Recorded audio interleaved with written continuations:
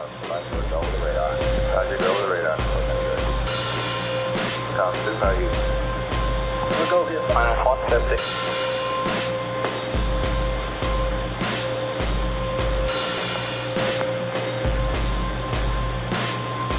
Minus 140.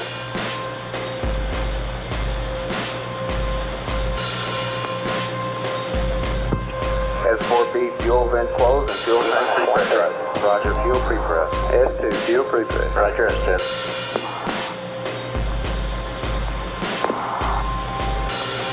Minus 120. 4B pre-press. Flight. LMP, butt ties on. Butt ties on. DP proceed. Minus 110. PSR ties back complete. CPU pre-press complete. Roger. S2 pre-press complete flight. Roger. CDR and LMP, panel 6 and 9, pad count off. And my pad count going off. Sure has been a nice smooth countdown, sir. Thank you, man. LMP, VHF, increase it a little bit. Complete. How's the number one spot? LMP, copy. Right here, running up. Okay, and CDR, DDT line. Banner? Espas, the release phase looks good. S1 pre-press. Ready. 30 seconds. MC, feel good. Light speed. Okay, no more 12 box. Good. Okay, we were marginal here, but we're back to minus 20. 50. And we're next slide for 72. GR. That's the GR. 10, 9, 8, 7, 6, 5, 4, ignition. 2, 1, 0.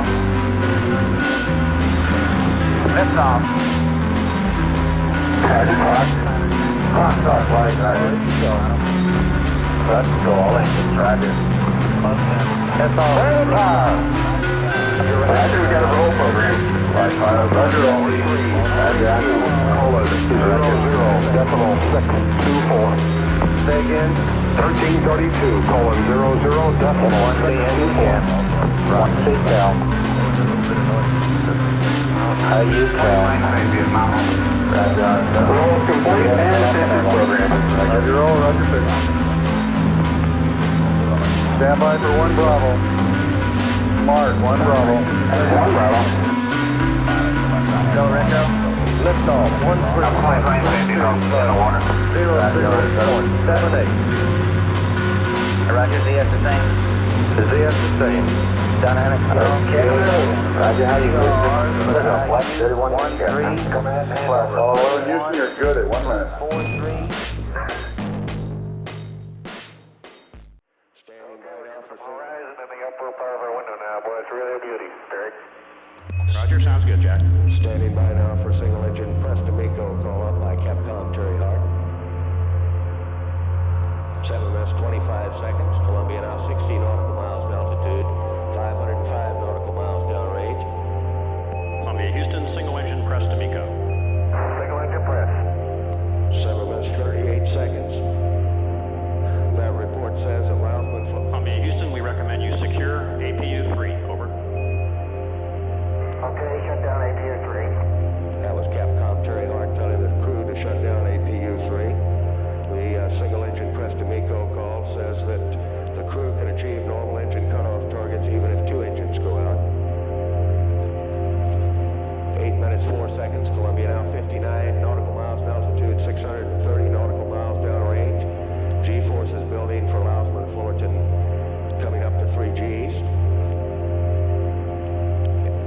8 minutes 18 seconds. Columbia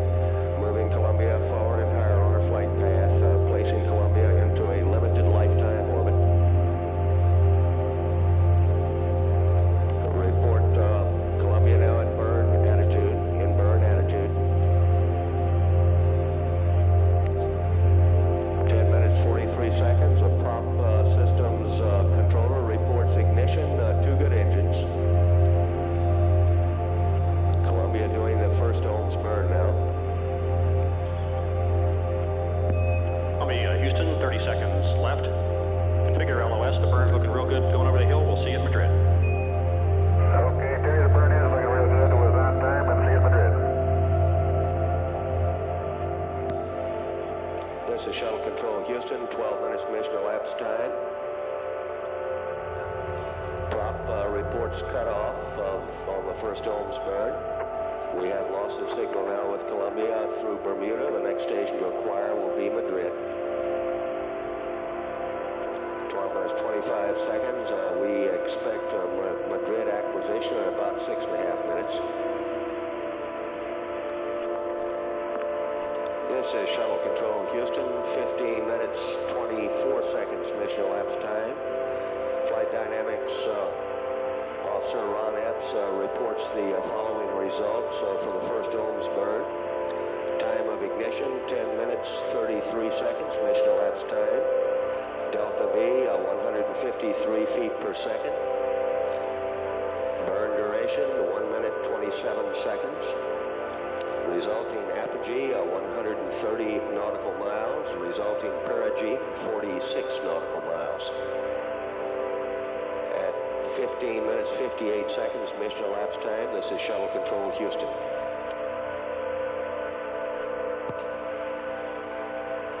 This is Shuttle Control Houston, 18 minutes 35 seconds mission elapsed time.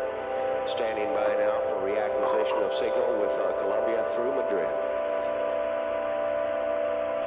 We now have acquisition of signal with Madrid. Now processing Madrid. Columbia, Houston, we're AOS Madrid. Configure AOS. Okay, we're here in Madrid. Okay, Houston, we got a good burn without time. We're in a 131 by 46, as you can see, and I'll give you a gimbal check. Roger, sounds good, and we're ready for the gimbal check.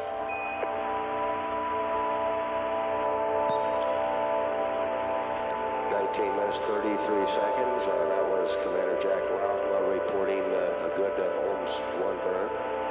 Now in the process of doing a gimbal check. 20 minutes mission elapsed time.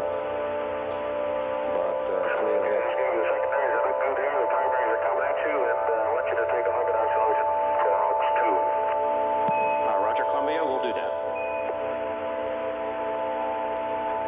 Looks like the view has an attract the pass is great. Roger, we concur.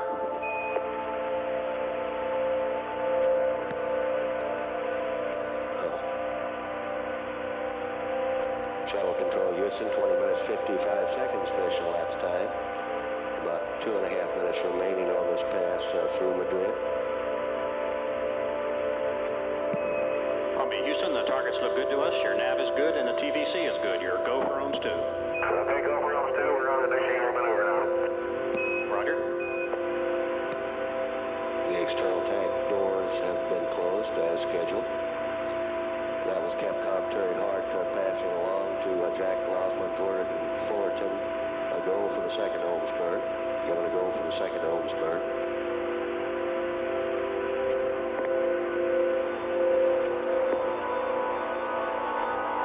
Columbia, Houston, no action required on the left engine helium message. Okay, we don't expect that. How's the APUC going down? Roger, we're still looking at it. Standby, please. Okay. Columbia, Houston, we think that APU-3 is cooling down just fine now. Okay.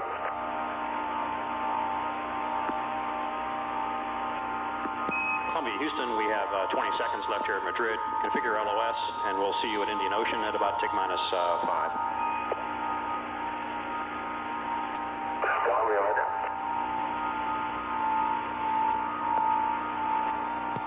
This is Shuttle Control Houston, 23.5 minutes mission elapsed time. We have loss of signal now with Columbia through Madrid.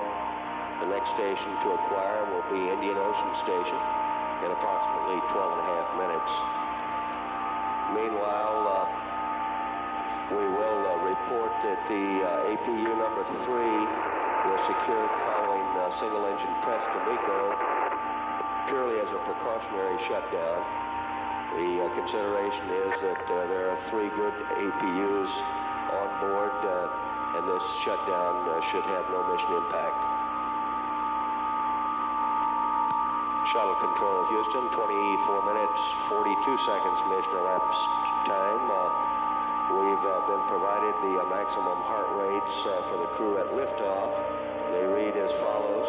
For the commander, Jack Loughman, 132.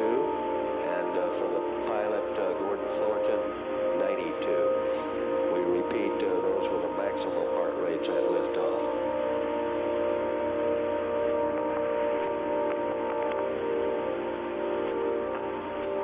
This is Shuttle Control Houston, 29 minutes mission elapsed time. We have the following predictions for the OMS 2 burn from Flight Dynamics Officer Ron Epps. OMS 2 is a Holman transfer done close to apogee that'll bring the perigee up to a circular orbit.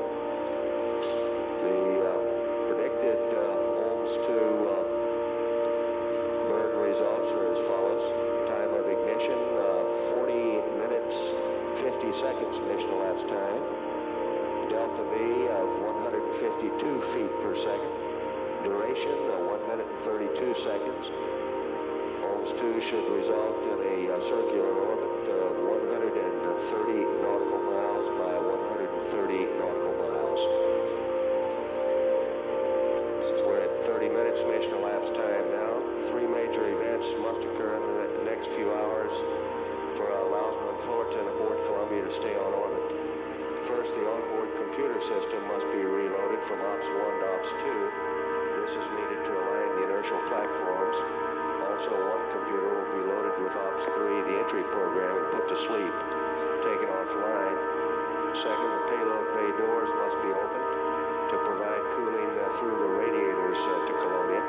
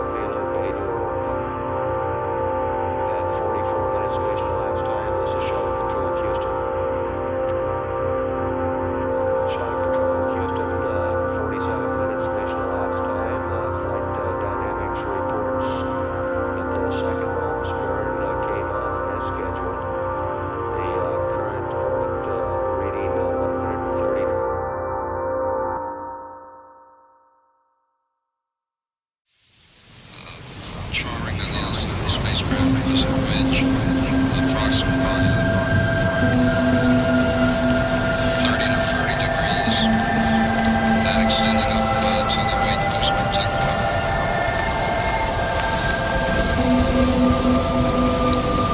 All around the outside of the spacecraft, there were bits and pieces of carbonized material, which hard to say what looked like paper. So it may have been a plastic sheet, I don't know. There was a table 3 or 4 feet from this one bad area of damage, and the desktop was just littered with brittle carbonized material. There were, I counted at least 4 fire extinguishers inside the spacecraft. At least 12. Some obviously had been used because they were just thrown in a corner.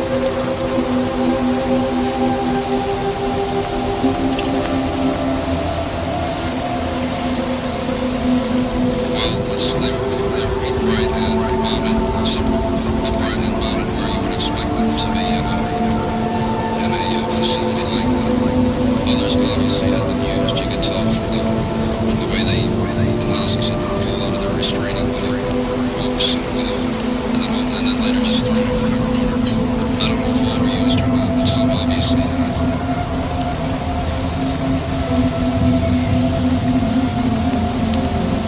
Now there's a gap between the command module and service module, which is later covered by a fairing when they get ready for flight. Oh, by the way, there were some gas masks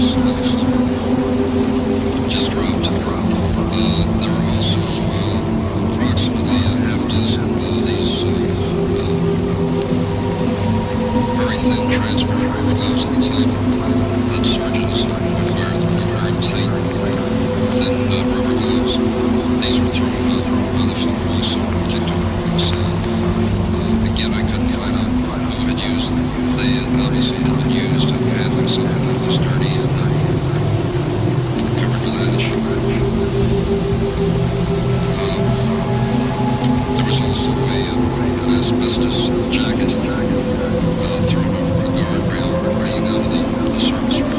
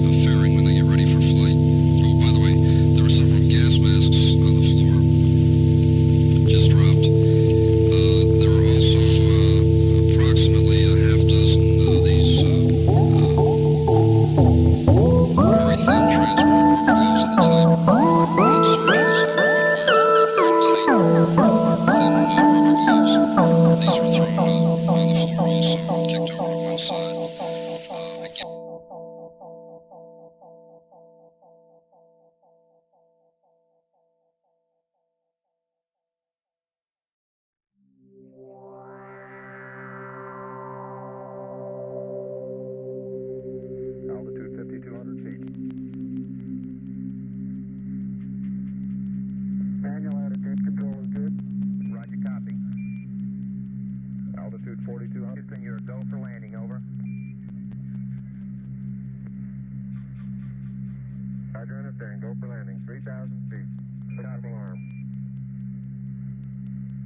1201. 1201. Roger, 1201 alarm. We're go. Same type. We're go. 2,000 feet. 2,000 feet. Into the ag. 47 degrees. Roger. 47 degrees. Eagle looking great. You're go.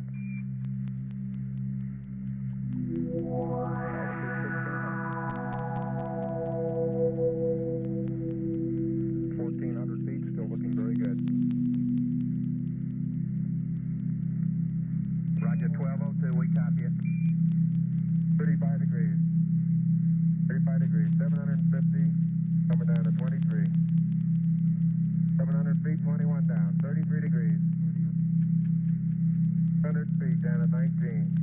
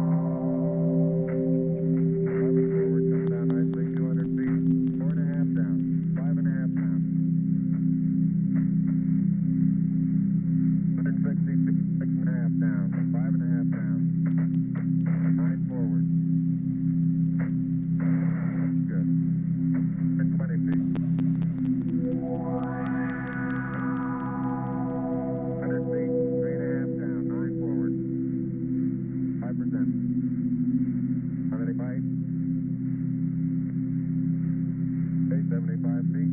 Starts looking good, down a half. 6 forward. 60 seconds. Lights on. 6. Down 2.5. Forward. Forward. That's 40 feet, down 2.5. Picking up some dust. 2.5 down.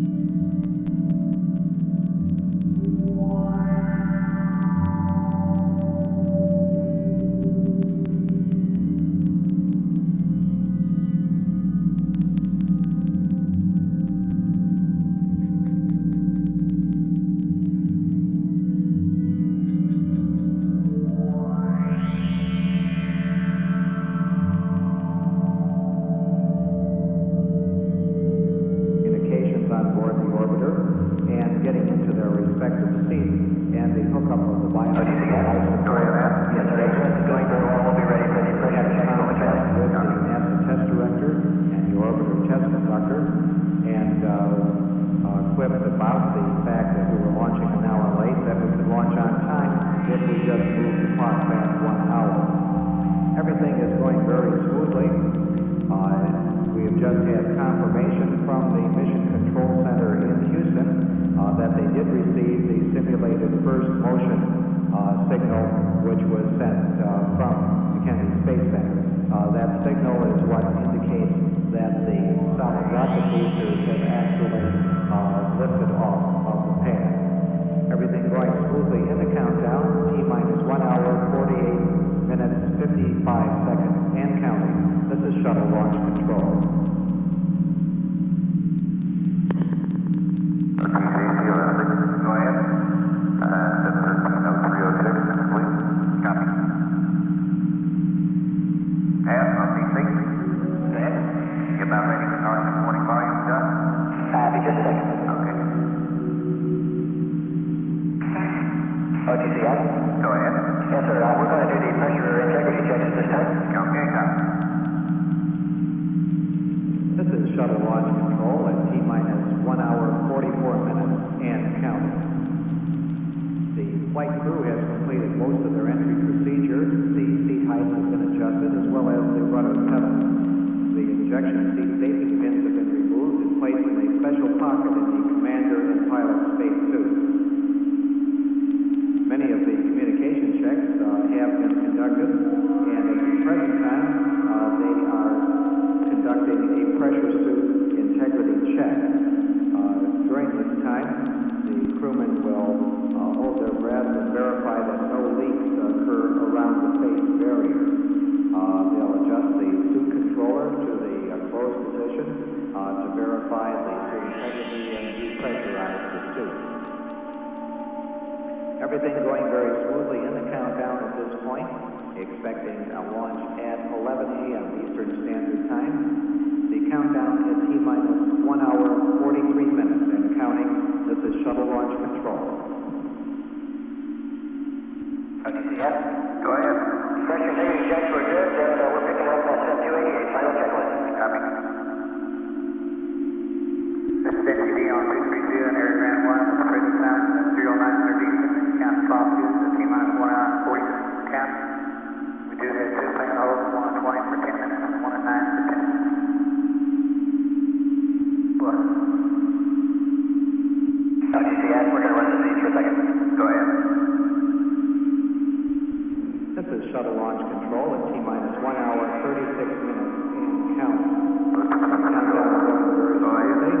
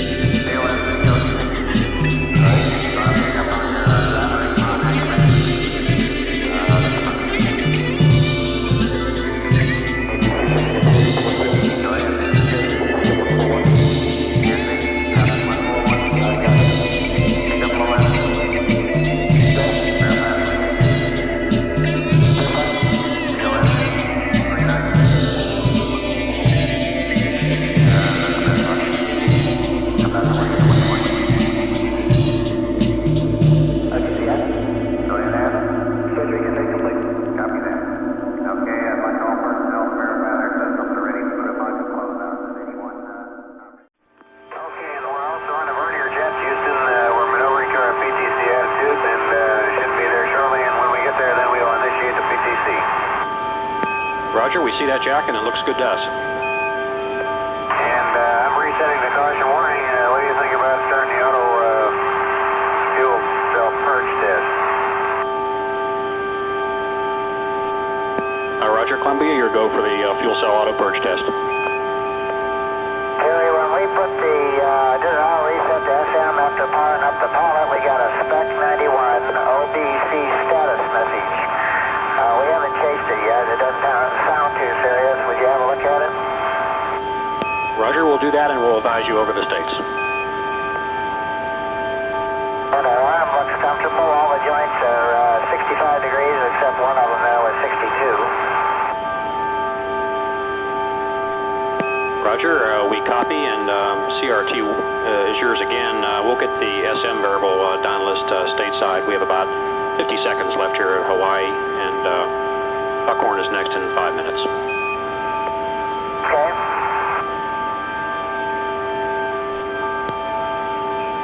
Shuttle Control Houston, 2 hours, 57 minutes, mission elapsed. Columbia, Houston, the Spec 91 payload message was ops normal, no problem. And we'll see you stateside in about 5. We show the start. That's the deal. We show the start of the purging of fuel cell number 1. Going out of station range now with Hawaii on the 3rd revolution. At 2 hours, 58 minutes mission elapsed time. This is Shuttle Control Houston.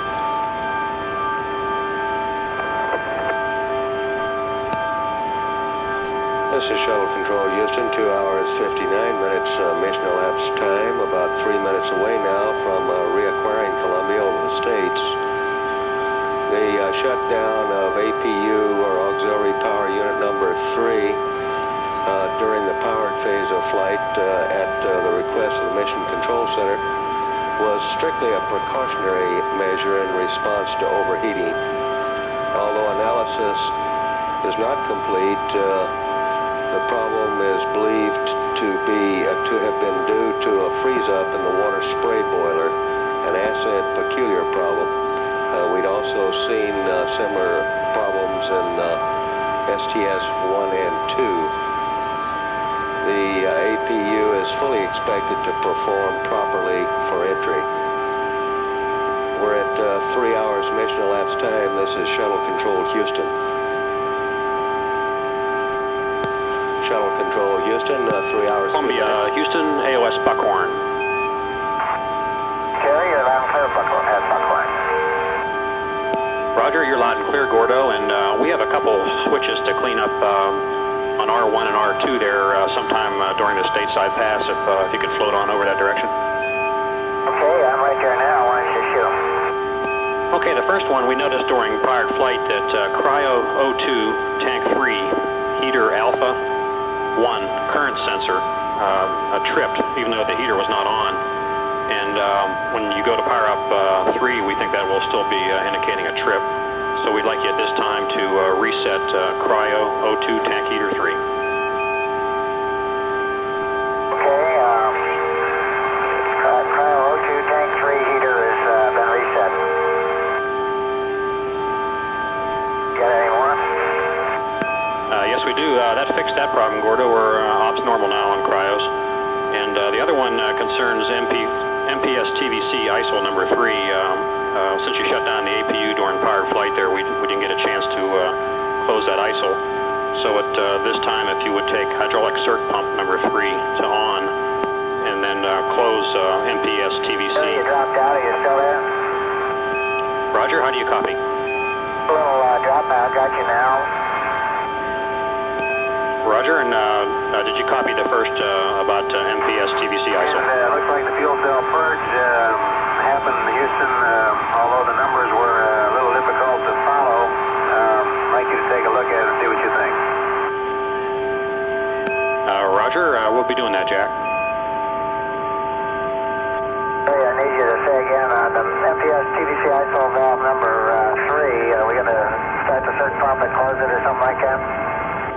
That's affirmative, and we'd like you to take hydraulic circ pump number 3 to on at this time, and then to close MPC TVC ISO number 3 and check a talkback closed. Okay, I'll do that right now. Pumps are showing about 200 psi. Roger. And now the ISO valve's closed with a closed track back.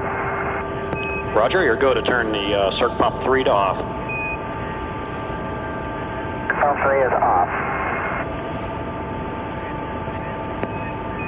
In Columbia, Houston, we'll be adding a TV pass here over at Mila. No action required on your part. We'll take command of the TVs at that time and request a spec 1 on an SM machine at this time on the SM machine, and we'll do our variable parameters to the SM. Okay, you got spec 1 on CRT 2. Number 2. Shuttle Control, Houston, 3 hours, 6 minutes mission elapsed time. A go, no-go status check and mission control Terry, by can you tell us where we are right now, looking at the big map there? Flight Director Thom. Sure can. We see you crossing the I coast. can tell. We're right over the Salton Sea. How about that? Roger, and we're thinking you may be able to see Edwards. We got Edwards, Rogers, and Rosamond Lake with a lot of water in them. A lot of snow on the mountains north of L.A. Roger, sounds like a beautiful sight. Let's just cancel all the tests and we'll look out the window for 7 days. Well, we're going to have 1 or 2 things for you to do in this next 7 days, I think. We're going to take a time out and take a look at this. All right with you, Terry? Shuttle Control, Houston, 3 hours, 7 minutes mission elapsed time. Lausma and Fullerton giving a go to stay on Columbia, orbit. Houston, enjoy the view. You are go for orbit, and the fuel cell purge looks good to us. We'll be picking up TV at Mila. Roger, good news, go for orbit. I don't know a better place to get it. We got a great view just looking down. We went just north of Phoenix. Lots of snow in Denver Hills. Okay. Roger, sounds great. Okay, I guess you all turned on the D camera, is that correct? Stand by, please. Columbia, Houston, you have a go to initiate the roll rate for PTC at this time. Yeah, I was thinking you'd say that, but we're going to kind of wait till see this view over the U.S., if you don't mind. Okay, I guess we were fighting with you for the view. We were hoping to get some good TV. We'll be using the RMS camera for TV over Mila, but your call. Okay, the payload bay is pointing right at the Earth. Roger, sounds good, just like you are, Jack. Looking way out to the east here, and as far as I can see, there's no clouds. It ought to be a good day for sightseeing. Sounds good. We'll be losing our data here shortly. We should maintain UHF through Salina Peak and pick you up again at Mila in about 5 minutes. Okay.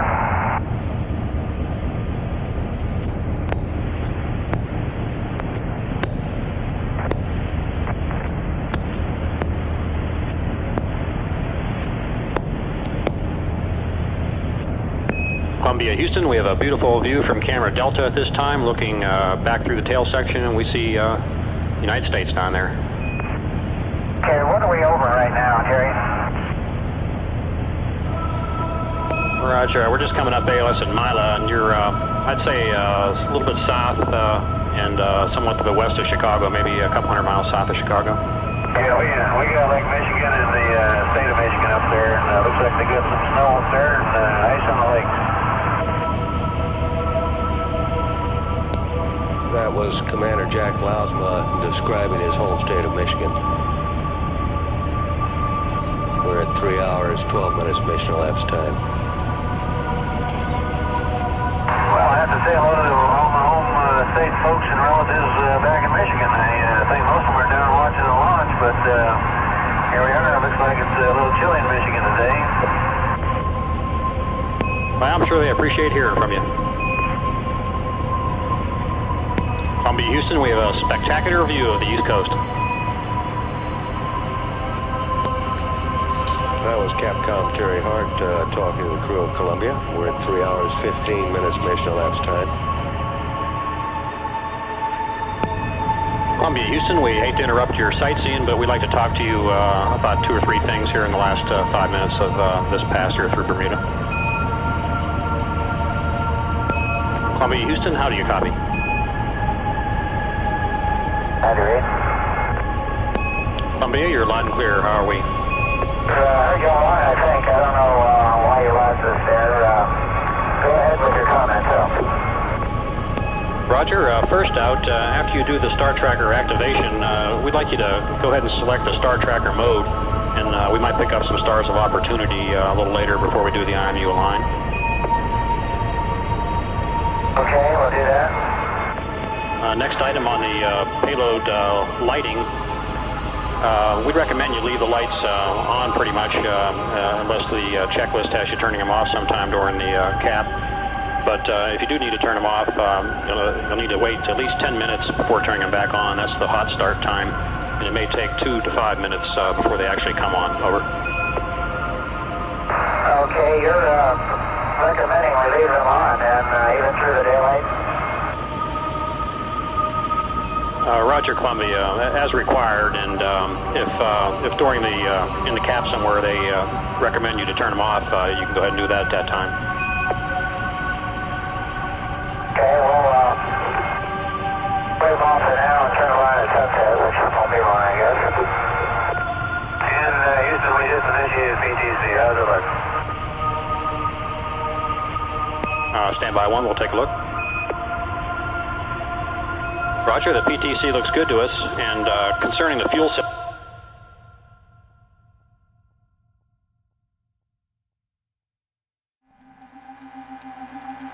Room, give me helium sphere pressure, please, and expulsion cylinder, up yet. Helium 3000, expulsion cylinder 3050, top jet 3050.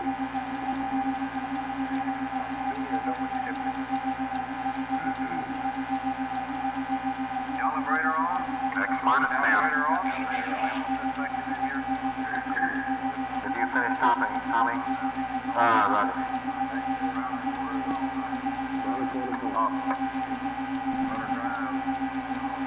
Alright, rudder drive on. I don't see any motion. I'm going to get simulated command. Tommy, have you finished topping? Okay. Roger, great. Go ahead. Okay.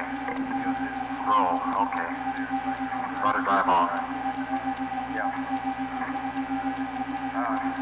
Vane 2, negative a half a degree. Vane 4, 0. Vane 1, positive 3/4 degree. Vane 3, negative 1/2 degree. Roll gyro 0. Yaw gyro 0.25/2. Pitch gyro 0.35/1.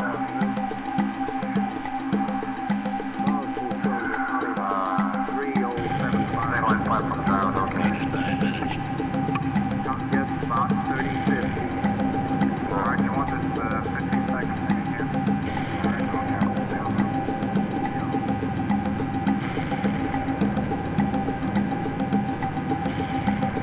X minus 845.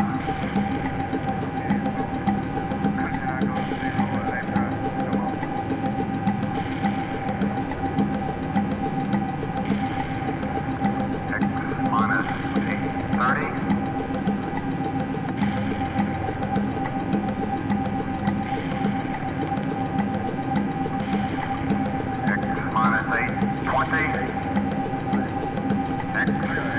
Minus 8:15, Mark.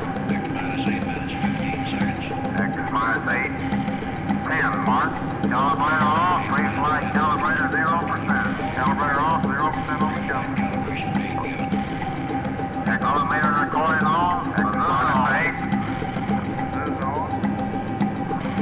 755, calibrator 25%. 25%. 750, calibrator 50%. 745, calibrator 75%. 75%. 740, calibrator 100%. 100%. 735, calibrator recording off. 730, calibrator on, calibrator step switch off. Calibrator on, calibrator step switch off.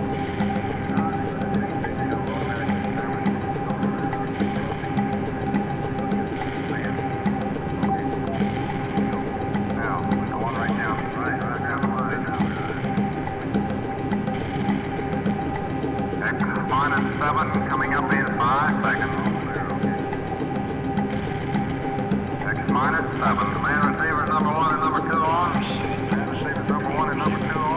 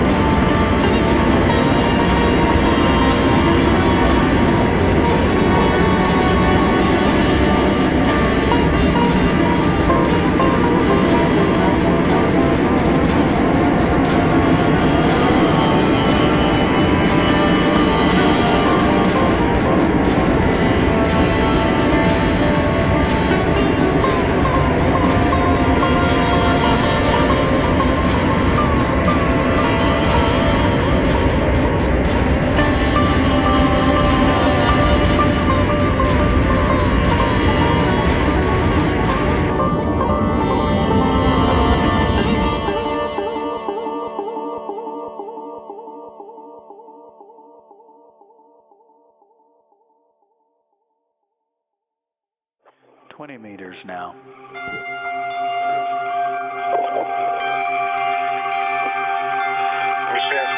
target is on bottom right within 1 degree. And judging by the target, we have about 10. Range is about 10.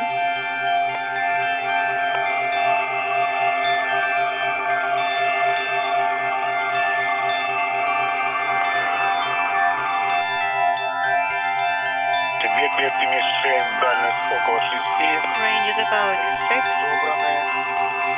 Crosshair aligned. Practically in the center. Copy.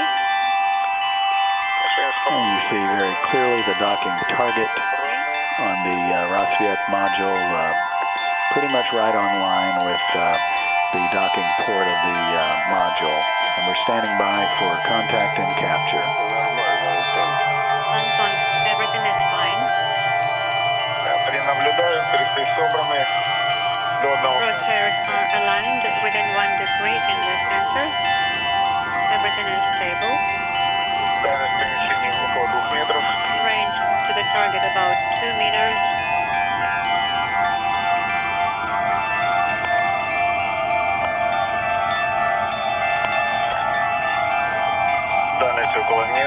Range is about 1 meter.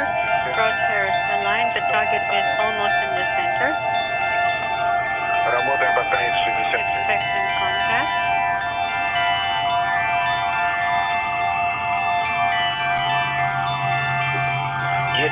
We have contact. 48 minutes after the hour, the Soyuz TMA-15 has arrived at the International Space Station. Anton Shaplerov, Samantha Cristoforetti, and Terry Virts have arrived at their home for the next 6 months. They will remain at the station until May of next year. They will serve as part of the Expedition 42 crew and then transition to the Expedition 43 crew when the other 3 crew members already aboard the station depart in March.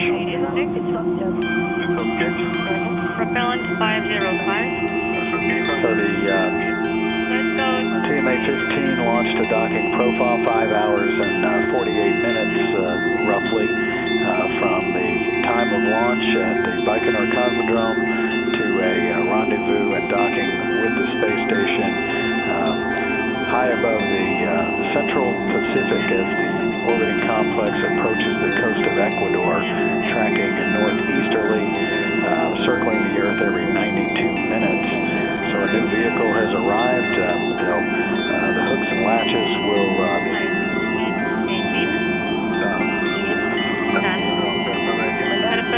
so close. And once the docking probe is retracted and the hooks and latches are sealed, we'll get a confirmation of that. And then there's a whole series of checks over the next hour and a half or so that take place, allowing the crew members to basically equalize the pressure between the Soyuz itself and the station, so that when the hatches are open, there's no pressure across the seal.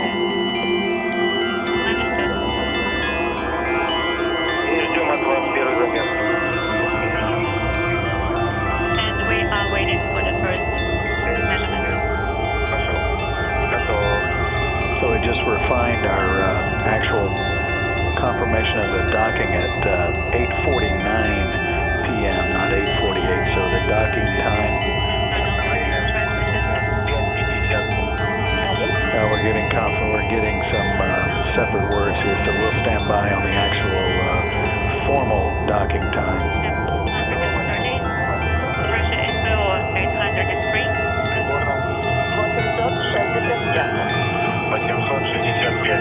And 865 in the instrumentation part.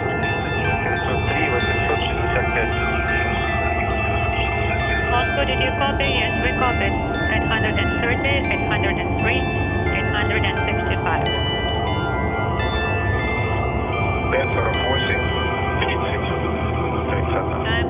48, 30, 31.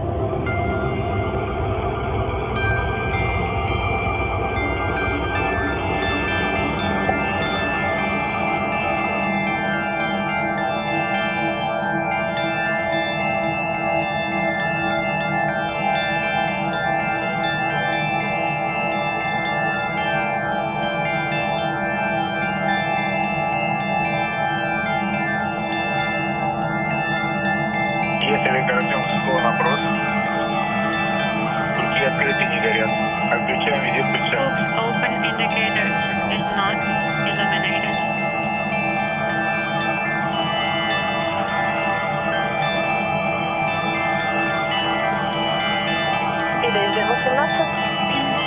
Inter 18 is not illuminated.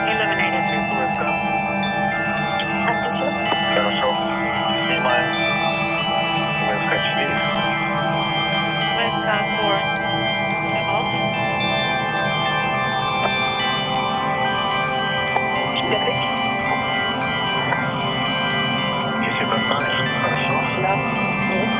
This is Mission Control Houston, so the official docking time, 8:49 p.m. Central Time, 9:49 this evening Eastern Time. But in any case, it'll be about, we're looking at around 10:30 this evening Central for the actual hatch opening, and of course we'll be monitoring that. But we'll stand by to ensure that the hooks and latches have been closed, and then the process of the crew members settling in, performing all of the leak checks that are required, the pressurization, equalization between the spacecraft. That's a parallel effort choreographed on both sides of the hatch, both on the station side and on the Soyuz side. There's a small area known as a vestibule that's between those two hatches. So they ensure that that too is equalized with pressure, so that when the hatches are open, the pressure essentially is the same, both on the Soyuz, in the Soyuz and on the station side. It's great to hear your voice.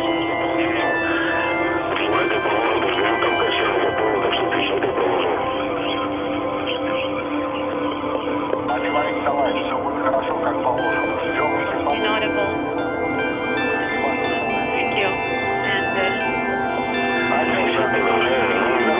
we congratulate all of you.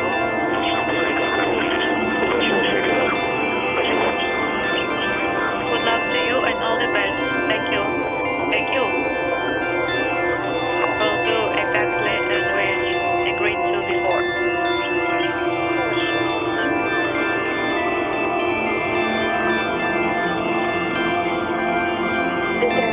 D13 is not illuminated, and we're waiting for D17.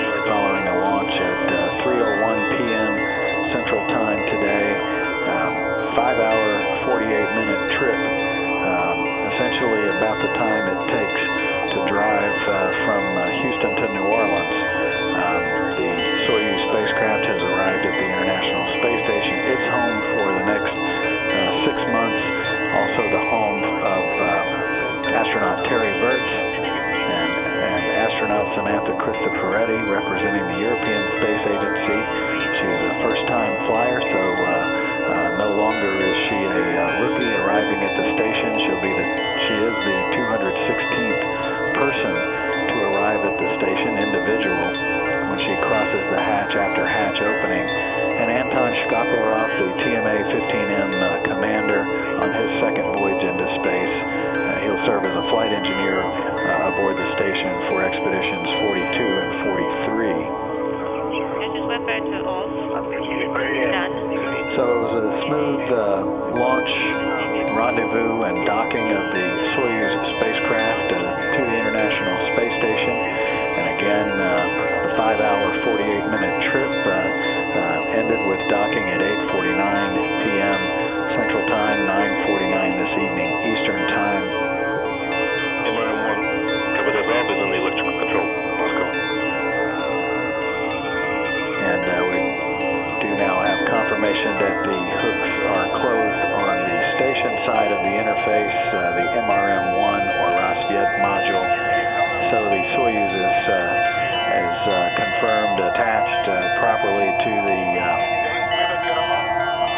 Rasyet module, where it will remain for 6 months of duty supporting the Expedition 42 and 43 crew.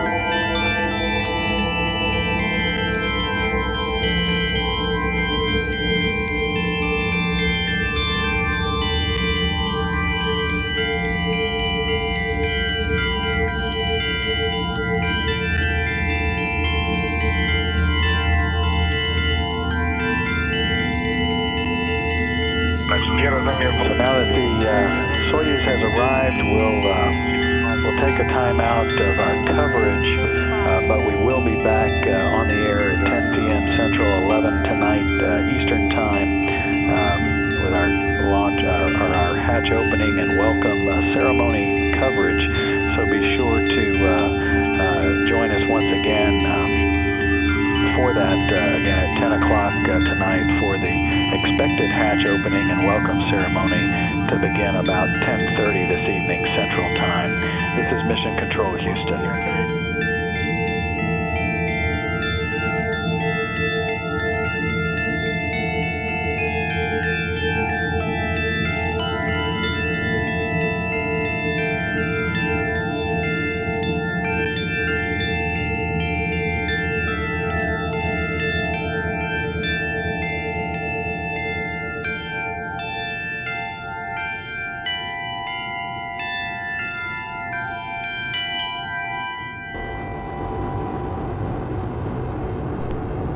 Passenger